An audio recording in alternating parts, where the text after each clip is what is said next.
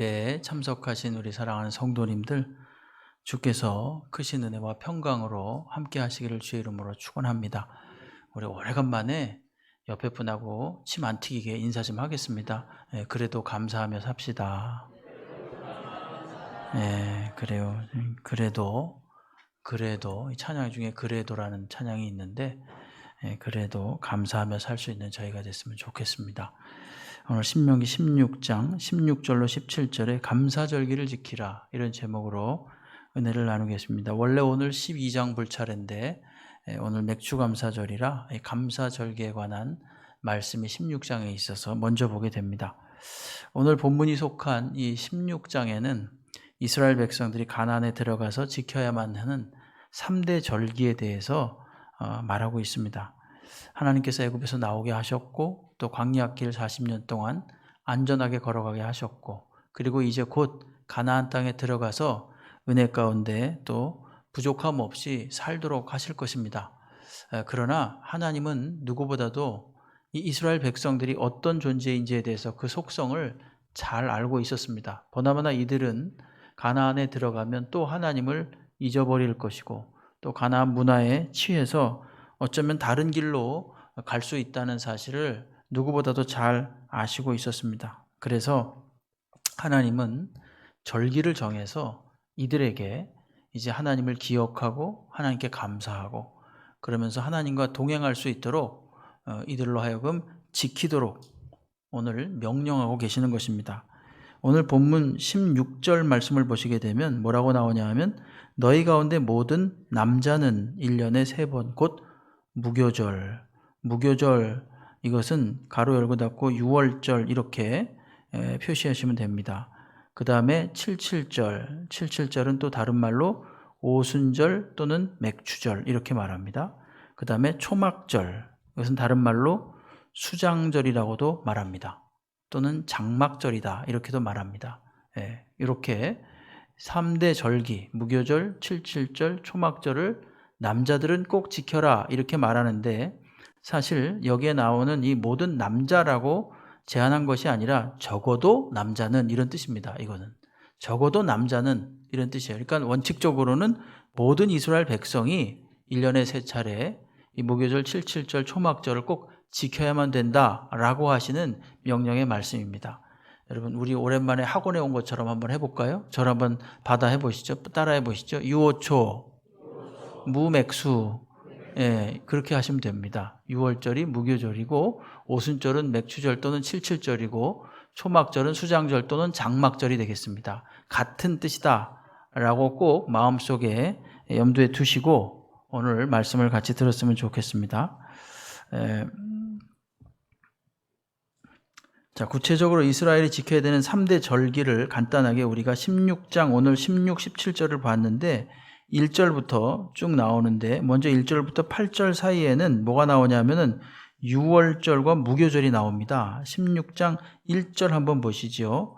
아빕월을 지키라. 네 하나님 여호와께서 여호와께 6월절을 행하라. 이는 아빕월에 네 하나님 여호와께서 밤에 너를 애굽에서 인도하여 내셨음이라. 이렇게 말하는데, 여기서 이 아빕월이라는 것은 우리 지금식으로 말하면 3월 또는 4월 정도 됩니다. 3, 4월경을 말합니다. 이것을 지키는데, 그때 뭐를 지키라 그럽니까? 6월절을 지키라 이렇게 말합니다. 6월절. 그러니까 6월절은 아시는 것처럼 6월절 어린 양의 피를 보고 이스라엘 백성들은 살아나고 애굽의 장자들은 다 죽었던 그때를 말합니다. 애굽의 종살이에서 꺼낸 것을 기념하며 감사하는 게 이게 바로 6월절입니다. 여러분, 6월절과 연이어서 바로 나오는 절기가 뭐냐 하면요, 무교절입니다. 무교절. 6월절은 정확히 말하면 3월 10날 양을 잡아서 그걸 가지고 있다가 3월 14일 날 그거를 이제 나누어 먹고 그 피를 좌우 인방과 설주에 바르는 날이에요. 그러니까 6월절은 뭡니까? 하루예요. 하루. 10일 날 잡아서 14일 날 그걸 잡아 먹는 날입니다. 그걸 같이 나누어 먹는 날. 그 6월절 하루고, 유월절 바로 직후에 연이어서 뭐가 되냐면 무교절이라는 게 시작되는데 그건 일주일입니다. 그 일주일 동안은 그 유교병을, 즉 그 이스트, 누룩이 들어가지 않은 그런 유교병을 먹는 게 아니라 무교병을 먹는 거죠. 무교병. 그것이 누룩이 들어가지 않는 거니까. 자, 레위기 23장 5절로 6절 말씀에 이런 말씀이 있습니다. 첫째 달은 정확히 말하면 3월로 말하는 거예요. 아비벌을 첫째 달로 삼았으니까 우리가 정월이 2월달 아닙니까? 그런 것처럼 이들도 아비벌, 그럼 이걸 첫째 달로 삼아서 3월달이 첫째 달이 되는 거예요. 첫째 달 열 나흘날 저녁 여호와의 유월절이다. 방금 말씀드린 대로 3월 14일 저녁은 하루가 유월절이고 이달 엿 닷새 날, 그 다음 날부터 여호와의 무교절이 시작되고 일주일 동안 너희는 무교병을 먹으라, 이렇게 말하죠. 예, 여기까지 충분히 이해가 되시죠? 예? 유월절은 양을 잡아가지고 그 피를 인방과 좌우 설주에 바르고 그 양을 먹는 날입니다. 출애굽기 12장 2절로 3절 말씀에 보게 되면 이 달을 너희에게 달의 시작 곧 해의 첫 달이 되게 하고 너희는 이스라엘 온 회중에게 말하여 이르라. 이달 열흘에, 조금 아까 말씀드린 대로 열흘에 너희 각자가 어린 양을 잡을지니 각 가족대로 그 식구를 위하여 어린 양을 취하라. 10일날 잡아요, 양을. 그리고 출애굽기 12장 6절로 8절 말씀에 보게 되면은 이 달 열 나흘날, 즉 이 달은 아비벌 3월달을 말하는데 열 나흘까지 그 잡은 거를 간직했다가 해질 때에 이스라엘 회중이 그 양을 잡고 그 피를 양을 먹을 집 좌우 문설주와 인방에 바르고 그 밤에 그 고기를 불에 구워 무교병과 쓴 나물과 아울러 먹으라, 이렇게 말합니다. 그러니까 유월절과 무교절이 바로 연이어서 인접해 있지요. 종합해서 말씀드리면 유월절 양을 10일에 잡고 14일까지 간직했다가 잡은 날이 이게 유월절이고 단 하루고, 그리고 그날부터 일주일간 무교절이 시작되게 됩니다. 그리고 이때부터 무교병을 엿새 동안 먹고 그리고 일주일째는 큰 성회로 모입니다. 이게 16장 8절이에요. 너는 엿새 동안 무교병을 먹고 일곱째 날에 내 하나님 여호와 앞에 성회로 모이고 일하지 말지니라, 이렇게 말합니다. 유월절은 어린 양을 잡고 그 피를 바름으로써 죄악을 상징하는 애굽에서 구원받아 나온 것을 의미합니다. 그러니까 구원을 상징하는 절기예요, 유월절은. 이것은 어린 양 예수 그리스도가 십자가에서 죽으심으로 죄와 사망으로부터 우리를 구원하시는 것을 또한 예표하기도 합니다. 그래서 신약에서는 예수님을 유월절 어린 양이다, 이렇게 말하지요. 요한복음 1장 29절 말씀해 보시게 되면 이튿날 요한이 예수께서 자기에게 나아오심을 보고 이르되 보라, 세상 죄를 지고 가는 하나님의 어린 양이로다. 세상 죄를 지고 가는 어린 양으로서 예수님을 묘사하고요. 요한복음 19장 14절로 16절에 보게 되면 이런 말을 합니다. 이날은 유월절의 준비일이다. 다시 말하면 양을 잡기 전날이다, 그런 뜻이죠. 예수님을 잡기 전이에요. 때는 제6시라. 빌라도가 유대인들에게 이르되 보라, 너희 왕이로다. 그들이 소리 지르되 없이 하소서 없이 하소서 하니 그를 십자가에 못 박게 하소서. 빌라도가 이르되 너희 왕을 십자가에 못 박으랴. 대제사장들이 대답하되 가이사 외에는 우리에게 왕이 없나이다 하니 이에 예수를 십자가에 못 박도록 그들에게 넘겨주니라. 언제? 유월절 전에 조금 아까 읽으신 대로 유월절 전에 유월절 어린 양 예수를 그들에게 이제 십자가에 못 박도록 넘겨준 겁니다. 이게 유월절이에요. 유월절 바로 이어서 뭐가 나온다 그랬죠? 무교절이 시작된다 그랬죠? 일주일 동안 무교병을 먹습니다. 이 무교병이라는 것은 누룩을 넣지 않은 맛없는 떡입니다. 이것은 뭘 상징하는가? 애굽에서 나온 고난을 의미합니다. 오늘 3절 말씀, 16장 3절 말씀에 보게 되면 유교병을 그것과 함께 먹지 말고 일주일 동안 무교병 곧 고난의 떡을 그것과 함께 먹으라, 이렇게 말하죠. 그리고 또 이 무교병은 뭘 상징하냐 하면 죄를 상징하는 누룩을 뺀 떡을 말합니다. 누룩은 곧 죄를 상징하기도 하거든요. 마태복음 16장 6절 말씀에 보게 되면 예수께서 이르시되 삼가 바리새인과 사두개인들의 누룩을 주의하라 이렇게 말씀하세요. 여기서 누룩이라는 것은 잘못된 가르침, 악한 교훈을 말하는 것입니다. 16장 12절 말씀을 보게 되면 마태복음 그제서야 제자들이 떡에 누룩이 아니요 바리새인과 사두개인들의 교훈을 삼가하라고 말씀하신 줄 깨달으니라 이렇게 말합니다. 예, 저게 지금 약간 잘못된 것 같아요. 제가 읽어드릴게요. 16장 12절에 마태복음에 그제서야 제자들이 떡에 누룩이 아니요 바리새인과 사두개인들의 교훈을 삼가하라고 말씀하신 줄 깨달으니라. 다시 말해서 누룩은 잘못된 교훈을 말하는 것이고 죄를 상징하는 것입니다. 그러므로 유월절과 무교절을 지키라고 하는 것은 첫째, 하나님의 구원하심. 하나님의 구원하심에 감사토록 하는 것이요. 둘째, 무교절을 지키라는 것은 이제 그 고난을 생각하며 그 고난에서 건져내주신 하나님께 감사함과 더불어서 무교병을 먹음으로써 더 이상 애굽의 죄와는 결별하겠다. 이제 같이 가지 않겠다라고 하는 다짐의 절기가 되는 것입니다. 여기까지가 이게 무슨 절기예요? 유월절 그리고 무교절에 관한 거죠. 예, 이게 1절부터 8절까지의 말씀이고 9절부터 12절까지는 77절이 나옵니다. 9절을 보면 7주를 셀지니 곡식의 낫을 대는 첫날부터 7주를 세라 이렇게 나오죠. 9절을 다시 보시면요. 언제부터 7주를 세라 그럽니까? 잘 보시죠. 언제부터 7주를 세라 그럽니까? 곡식의 낫을 대는 첫날부터. 그렇죠? 여기서 곡식은 무엇을 말하는가 하면은 보리 이삭을 말합니다. 보리 이삭. 여러분 농사도요 두 종류가 있죠. 하나는 쌀 농사가 있고 보리 농사가 있습니다. 이거 제가 농사 지은 장로님께 직접 여쭤본 거예요. 그러니까 전 서울 사람이라 잘 몰랐는데 있잖아요. 6월 달에 모내기를 해가지고 쌀을 10월에 거두지 않습니까? 그럼 거기다가 보리를 뿌려서 그 보리 씨앗이 겨울을 나도록 합니다.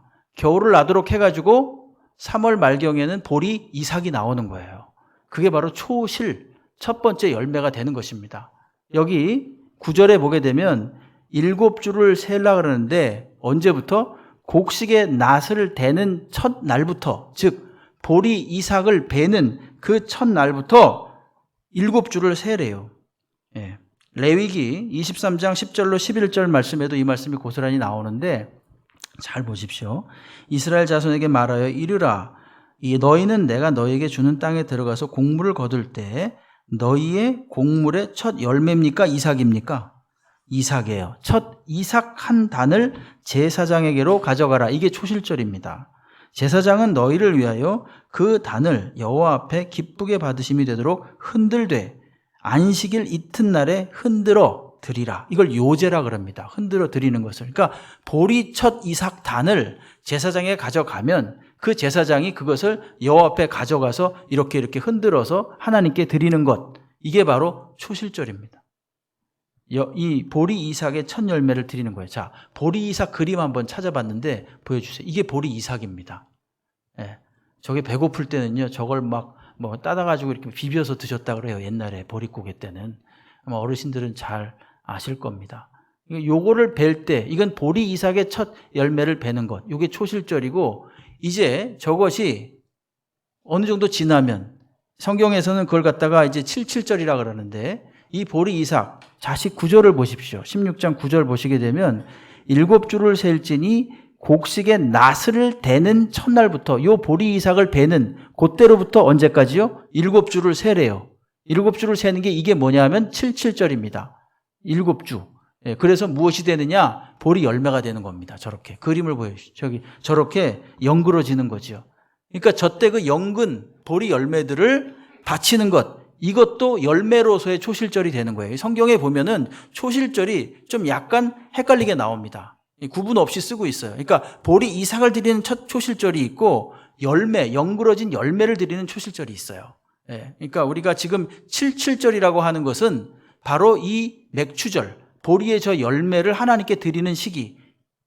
다른 말로 말하면 77절은 7 곱하기 7이니까 50일 아닙니까? 플러스 1하면은 이거는 77절이라고도 하고 조금 아까 말씀드린 대로 보리 이삭의 열매를 드리니까 맥추절이기도 하고, 그렇죠? 근데 77절 50일이니까 초순, 중순 할 때 순은 며칠입니까? 10일이잖아요. 그래서 11일이 5번, 오순 해가지고 오순절이다 이렇게도 말합니다. 그러니까 77절과 오순절과 맥추절은 다 같은 뜻이다 이렇게 이해하시면 됩니다. 잠깐 정리를 하면요. 6월절, 무교절, 초실절은 한 세트예요. 자, 왜 그러냐면 6월절에 양을 잡고 무교절 일주일간 무교절 절기를 지키고 무교절 절기를 지킬 때 일주일 딱 지나면 안식일이 지나지 않겠습니까? 그 첫날, 그 안식일 첫날에 초실절을 지키면서 보리 이삭을 베어서 드려요. 그러니까 6월절과 무교절과 초실절이 하나의 세트입니다. 네. 잘 따라오고 계시죠? 예. 사실은 이거 학교 다닐 때, 신학교 다닐 때 제가 헷갈렸거든요. 예? 그래가지고 성도님들은 오죽이나 더 헷갈리겠어요. 예? 그래서 요거를 좀 잘 정립을 해야 되겠다 해가지고 오늘은 좀 수고롭지만 잘 한번 좀 정신을 차리고 따라오시면 참 좋겠습니다. 예. 77절은 그러니까 하나님께서 초실절에 그 어린 이삭이 열매를 맺어서 풍성하게 공급해 주셨다. 하나님이. 그것이 잘 자라도록 해 주셨다. 그 이삭이 잘 자라도록 해 주셔서 이렇게 큰 열매를 맺게 됐게 하셨다. 그래가지고 그것을 감사함으로 드리는 그런 절기다. 이렇게 볼 수 있습니다. 여러분, 애굽의 종이었을 때 스스로 주인이 되어서 자기의 소유로서 열매를 맺은 적이 단 한 번도 없습니다. 400여 년 동안. 그러나 이젠 애굽에서 나와서 이제 가나안에 그들이 들어가서 앞으로 하나님께 드리게 될 77절을 한번 상상해 보십시오. 얼마나 가슴이 벅차겠습니까? 우리나라 환경에도 한번 그냥 적용을, 물론 팔레스타인 기후는 좀 더 덥기 때문에 날짜가 더 빨라요. 근데 우리나라에도 한번 적용을 해보면 쌀이 다 떨어지고 6월 달에 모를 내서 10월 달에 다 거두고 겨울을 나면서 쌀이 다 떨어질 거 아닙니까? 그러면서 이제 보리가 나기 직전, 그때까지를 이제 보리고개라 그러는데, 그리고 나서 그것을 다 지나고 나서 보리의 열매를 풍성하게 맺혔을 때를 상상해 보십시오. 그게 얼마나 감격스러울까요? 이건 정말 이제 살았다 이런 감격이지요.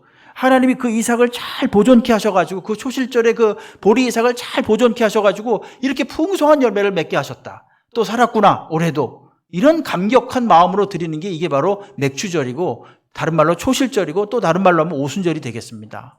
이것은 다른 어떤 기쁨과는 사실은 좀 비교할 수가 없죠. 마치 이 직장에 들어간 사람이 첫 열매를 하나님께 드리는 것도 같고, 사업을 처음 시작한 사람이 그 사업의 첫 열매를 주님께 드리는 것과도 같은 그런 감격스러운 절기가 이게 바로 77절이 되겠습니다. 다른 말로 맥추절, 또 다른 말로 오순절이 되겠습니다. 이 77절이 조금 아까 6월절과 초실절이 예수님과 관련해서 영적인 의미를 가지고 있는 것이라면 77절도 마찬가지로 예수님과 관련해서 영적인 의미가 좀 있습니다. 좀 있는 게 아니라 아주 밀접하게 있죠.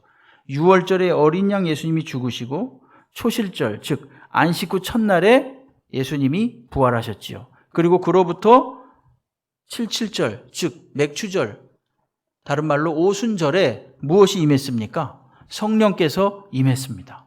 성령께서 임하심으로 믿음의 열매를 많은 사람들이 맺히게 된 것이죠. 사도행전 2장 1절로 4절에 이런 말씀이 나오죠. 오순절날, 오순절 그러면 이제는 무엇이 생각나야 됩니까? 77절 맥추절이 같이 겹쳐서 생각나죠. 오순절날이 이미 이름에 그들이 다 같이 한 곳에 모였더니 호련히 하늘로부터 급하고 강한 바람 같은 소리가 있어 그들이 앉은 온 집에 가득하며 마치 불의 혀처럼 갈라지는 것이 그들에게 보여 각 사람에 임하여 있더니 그들이 다 성령의 충만함을 받고 성령이 말하게 하심을 따라 다른 언어들로 말하기를 시작하니라. 저게 뭡니까? 언제 있었던 일이에요? 오순절에 있었던 일입니다. 오순절은 초실절 이후 50일째거든요.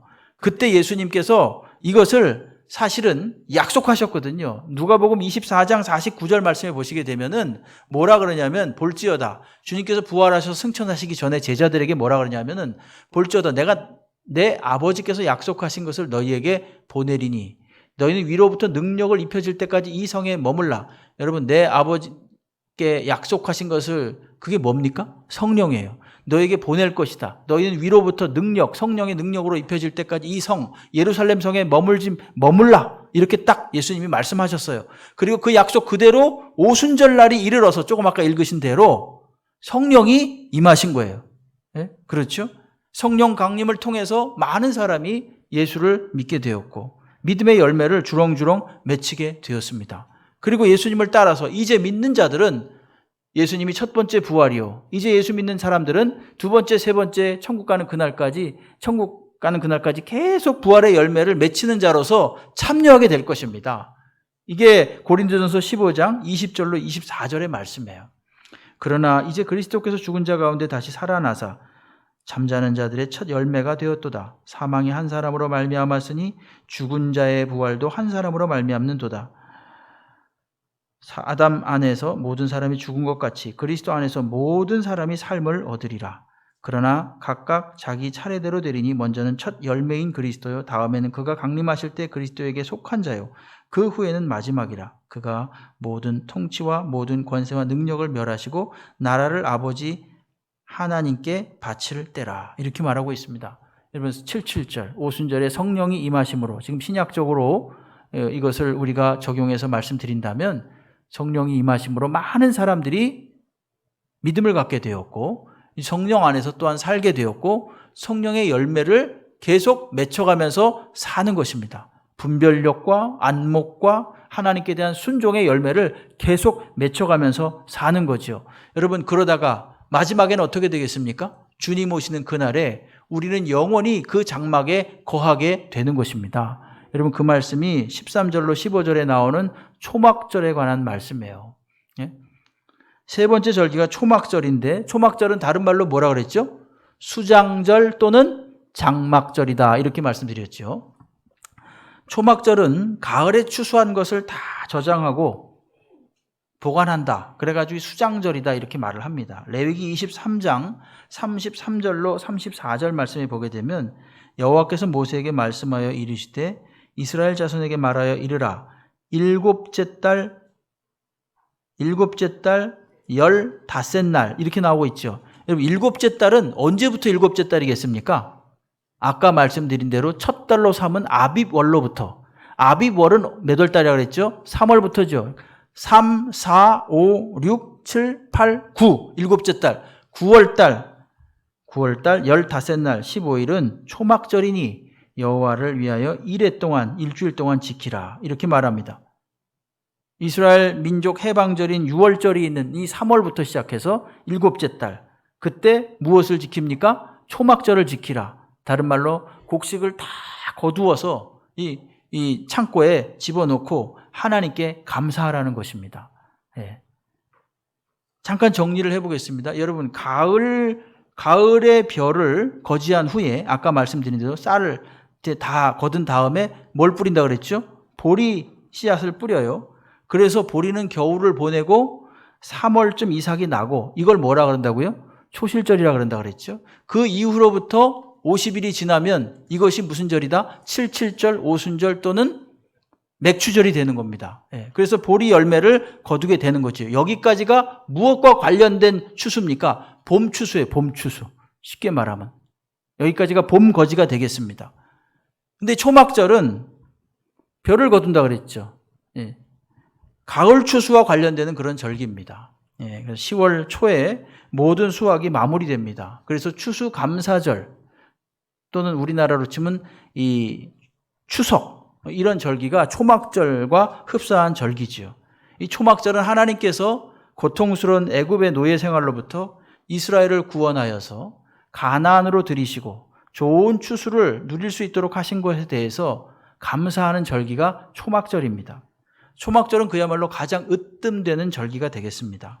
일주일간 진행하면서 그들에게 주신 수확과 그리고 주신 복을 회상하며 기뻐하는 것입니다. 하나님은 또한 출애굽한 선조들이 가나안에 입성하기 전에 40년 동안 광야 생활을 하면서 여기저기 옮기면서 생활하는 것을 기념하도록 하기 위해서 일주일 동안 종려나무까지, 무성한 나무까지, 시내 버들, 이런 것들을 가지고 초막을 지어서 거주하라고 명령하셨습니다. 그것을 생각하라는 것이죠. 그때 그들이 어렵게 살았던 것, 너희 선조들이 이와 같은 시절을 겪었다. 그 중에서도 하나님은 공급하시고 보호해 주셨다라는 것을 일주일 동안 한번 초막에서 살아보면서 경험해 보라는 것입니다. 지금도 신실한 유대인들은 초막절을 지킨다고 해요. 물론 이런 가지들을 모아다가 하는 것이 아니라 앞마당에 텐트를 치고 일주일 동안 산답니다. 그런 유대인들이 많다고 합니다. 지금도. 그러니까 초막절은 그래서 가을에 추수한 것을 저장한다고 해서 수장절이라고도 말하기도 하고, 또한 이제 조상들이 어려움 속에서 여기저기 옮겨 다니면서 살았던 그 고생을 기념하는 그런 절기이기도 합니다. 근데 자, 레위기 23장 33, 34절에 다시 한번 보게 되면 이런 말씀이 나오죠. 여호와께서 모세에게 이 말씀이 아니라 이 말씀이 나오죠. 죄송합니다. 요한계시록 21장 3절로 4절 한번 보세요. 내가 들으니 보좌에서 음성이 나서 이르되 보라, 하나님의 장막이 사람들과 함께 있음에. 이 말씀이 중요합니다. 이게 지금 말세에 되어질 일인데, 종말에 되어질 일인데, 그건 뭐냐면 큰 음성이 나서 하나님의 장막이 사람들과 함께 있대요. 여러분, 초막절을 할 때는요, 그것을 기념하는 절기였습니다. 그런데 이제 아예 주님이 오시는 그날에는 어떤 일이 있느냐, 아예 하나님의 장막에 이스라엘 백성들이 영원히 하나님과 같이 거할 수 있도록 해 주신다는 거예요. 이게 바로 초막절의 의미가 되는 것이죠. 모든 눈물, 4절에 모든 눈물을 그 눈에서 닦아주시니 다시는 사망이 없고 애통하는 것이나 곡하는 것이나 아픈 것이 다시 있지 아니하리니 처음 것들이 다 지나갔음이러라. 이렇게 말하고 있습니다. 그러니까 좀 정리를 하면 6월절, 다른 말로 무교절, 77절, 다른 말로 맥추절 또는 오순절, 그리고 오늘 지금 본 것처럼 초막절, 이것은 하나님께서 이스라엘 백성들에게 베풀어 주신 은혜를 어떻게 하도록 기억하며 감사하도록 지키도록 한 이 절기입니다. 이 절기들을 아무 때나 아무렇게나 지키게 하는 게 아니라 정해진 때에 정해진 장소에서만 지키도록 했습니다. 오늘 16장 6절 말씀을 한번 보시면요, 이런 말씀이 나와요. 오직 내 하나님 여호와께서 자기의 이름을 두시려고 택하신 곳에서 내가 애굽에서 나오던 시각 곧 초저녁 해질 때 6월절 제물을 드리라. 택하신 곳에서 드리래요. 11절에도 보게 되면 뭐라고 나오냐면 조그맣게 6월절과 관련한 것이고 77절과 관련해서 여기 또 뭐라 그러냐면은 11절 세 번째 줄에 보게 되면은 내 하나님 여호와께서 자기의 이름을 두시려고 택하신 곳에서 나오죠. 그렇죠? 택하신 곳에서 이 절기를 지켜야 되는 거예요. 한 군데만 더 보면 15절의 초막절을 보면은 내 하나님 여호와께서 택하신 곳에서 너는 이레 동안 지키라, 이런 말씀이 나옵니다. 그러니까 절기를 지킬 때 어디에서 지키라는 겁니까? 택하신 곳, 여기서 택하신 곳이라는 건 어디냐면 중앙 성소를 말하는 거예요. 그래서 여러분 그 신약 그 사도행전에 보면 오순절 때 그 성령이 강림하지 않습니까? 그때 이들이 어디에 모인 겁니까? 마가 다락방에 모였는데 마가 다락방이 어디에 있었습니까? 도시로 따지면 예루살렘에 있었잖아요. 그러니까 전 세계에 흩어져 있던 유대인들이 말입니다. 그 초대교회 그 시대에 그 6월절을 지키기 위해서 온 거예요. 이들이 6월절을 지키기 위해서 왔다가 6월절 지나서 그 오순절 때 어떻게 됩니까? 성령 강림하는 것까지 다 경험하게 된 것입니다. 이렇게 이어져요. 6월절하고 오순절이 이렇게 이어집니다. 정한 곳에서 지키라고 했으니까 이들은 어떻게 해서든지 중앙 성소에서 지키기 위해서 애를 쓴 겁니다. 다 모여서 지켜라, 이런 말을 했어요. 이것은 12지파가 다 함께 한 마음으로 하나님께 지키도록 하기 위한 것이었습니다. 그리고 이 절기들을 지킬 때 유념할 것이 있는데 16절 말씀에 보게 되면 너희 가운데 모든 남자는 1년에 3번 무교절과 77절과 초막절을 내 하나님 여호와께서 택하신 곳에서 여호와를 배웁되 뭐라 그러냐면 빈손으로 여호와를 배웁지 말라. 이게 지금 뭐 헌금을 강요하고 그런 게 아닙니다. 하나님께서 정확하게 인간의 본성을 아시기 때문에 그런 거예요. 사람이 제일 좋아하는 게 돈이거든요. 물질이거든요. 그래서 하나님께서는 물질보다 나를 더 사랑한다는 것을 그냥 마음만으로 보이지 말고 네 본성을 굴복시켜가지고 나에게 물질을 가져오라는 거예요. 본성을 거슬러서 나에게 가져오라는 것입니다. 예. 감사하는 마음으로, 진정 감사하는 마음으로 가져오래요. 예. 아주 적나라한 말씀이죠. 그렇죠? 여기 10절 말씀에도 보게 되면 10절 두 번째 줄에 보게 되면 여호와께서 16장 10절 여호와께서 내게 복을 주신 대로 내 힘을 다하여 자원하는 예물을 드려라 이렇게 말하죠. 17절에도 보게 되면 17절 똑같은 말씀이 나와요. 각 사람이 내 하나님 여호와께서 주신 복을 따라 어떻게 그 힘대로 드릴지니라 이렇게 말하는 거예요. 하나님이 물질이 없어서 그러는 게 아니라 인간이 무엇을 가장 중요하게 여기는지 그리고 또한 그것을 하나님을 위해서 드릴 수 있는지를 하나님이 테스트하시는 거예요. 정말로 너희가 감사하고 있느냐 이것을 하나님이 눈여겨보시는 거죠. 예? 절기들은 그러니까 감사의 절기이기도 하고 기쁨의 절기이기도 한 겁니다. 예? 구원받은 그 기쁨. 77절은 봄 추수를 기뻐하고 초막절은 가을 추수를 기뻐하고 감사하면서 하나님께 드리는 절기가 이게 바로 이스라엘의 3대 절기였습니다. 구약의 절기는 방금 잠깐 언급드린 대로 구약의 절기들은 지금은 안 지킵니다. 그렇죠? 지금은 의미들을 우리가 지킵니다. 그 의미를 알고 그대로 살고자 합니다. 왜냐? 이 모든 절기와 의식법들, 제사법들은요. 다 누구를 보는 거냐면 누구를 지향하고 있냐면 예수 그리스도를 지향하고 있어요. 그래서 예수 그리스도가 오심으로써 이 모든 절기가 다 완성되었습니다. 그렇기 때문에 지금 굳이 무슨 곡식을 들고 이로 지킬 필요는 없습니다. 그러나 거기에 흐르는 기본적인 정신은 같다는 거죠. 여러분 6월절 이건 예수님의 죽으심이에요. 속죄하심. 그 다음에 그 초실절 이것은 예수님의 부활을 말하는 거예요. 또한 77절 이것은 예수께서 가셔서 성령을 부어주심 이런 것을 의미하는 것입니다. 전부 다 이 절기가 누구와 상관이 있습니까? 예수와 상관이 있다니까요. 누가복음 24장 44절 말씀에 보게 되면 이런 말씀이 있습니다. 또 이르시되 내가 너희와 함께 있을 때에 너희에게 말한 바 곧 모세의 율법과 모세의 율법이 뭐겠습니까? 모세 오경을 말하는 거죠. 모세 오경. 창출 레민신을 말하는 것이고 선지자의 글과 그 다음에 모든 선지자들이 쓴 예언의 글, 하나님의 영감을 받아 쓴 글, 그 다음에 시편에 저건 그러니까 무엇을 망라하는 겁니까? 구약을 말하는 거예요. 율법과 모세의 율법과 선지자의 글과 시편, 즉 구약의 말씀. 예수님 당시에는 아직 신약이 없었기 때문에 모든 하나님의 말씀이다 이렇게 이해하시면 됩니다. 모든 하나님의 말씀이 무엇을 가리켜 한 말입니까? 나를 가리켜 한 말이다. 그러니까 성경은 다 누구를 가리키고 있느냐?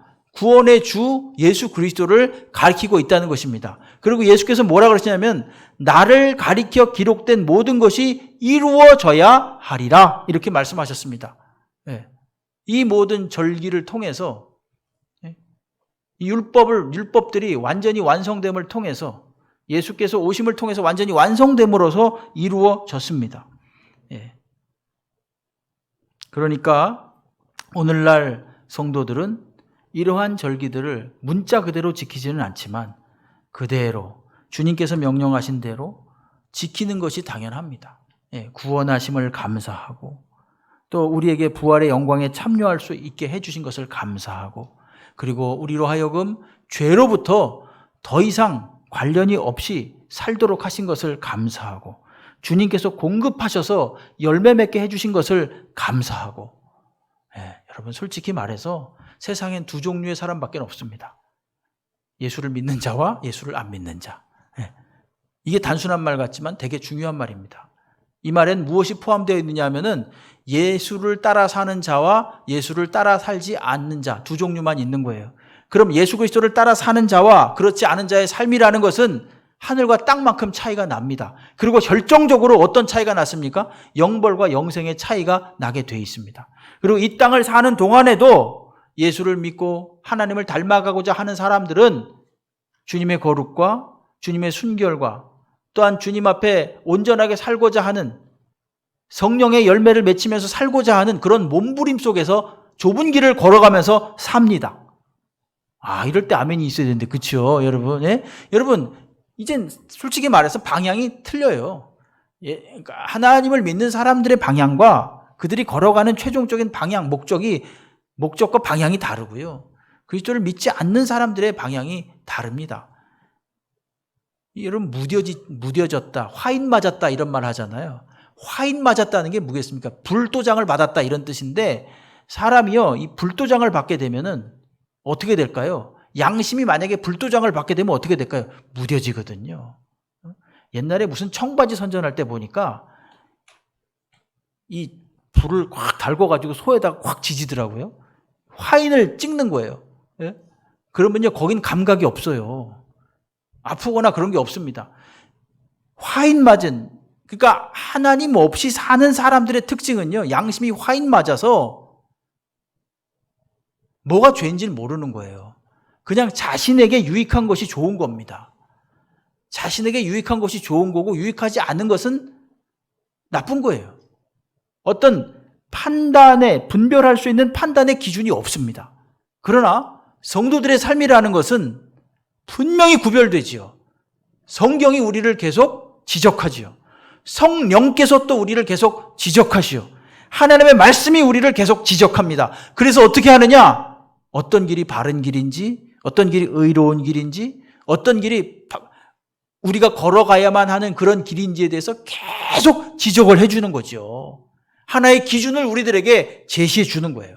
이것이 세상을 살 때는 아무렇지도 않은 것처럼 보입니다.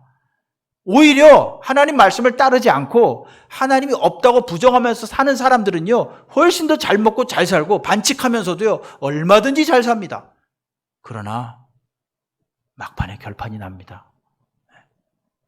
분명히 주님이 오시는 날은 있고, 여러분, 초막절이 영원한 장막을 우리들에게 공급해 주신다는 것을 우리가 요한계시록에서 봤는데, 영원한 장막이 우리에게 오는 날이 있습니다. 세상 사람들은 믿거나 말거나 할지 모르겠지만 분명히 있습니다. 여러분, 그날은 반드시 분명히 있습니다. 우리는 그날을 기다리면서 살고 감사하면서 소망 중에 사는 겁니다.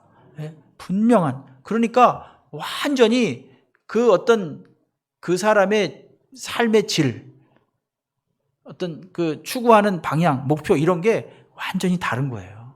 완전히 전혀 다른 채로 그냥 사는 겁니다. 그러나 영원히 그렇지는 않습니다. 마지막 결정이 날 때가 오는 거예요.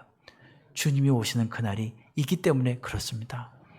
여러분, 묵묵히 한결같이 변함없이 주님의 길을 걸어가시기 바랍니다. 그럼에도 불구하고 우리가 감사하면서 오늘 우리에게 주어진 삶을 믿음으로 걸어가시기 바랍니다. 여러분, 정한 때에 최선을 다해서 절기를 지키는 것처럼 최선을 다해서 주님께 예배드릴 수 있는 저희가 되기를 바랍니다. 이것이 바로 성도의 특권이자 의무입니다. 언제나 모든 것의 주인 되신 하나님을 인정하고 높이고 좋은 것을 주시는 하나님께 감사하며 살 수 있는 저와 여러분 되시기를 주의 이름으로 축원합니다. 기도하겠습니다.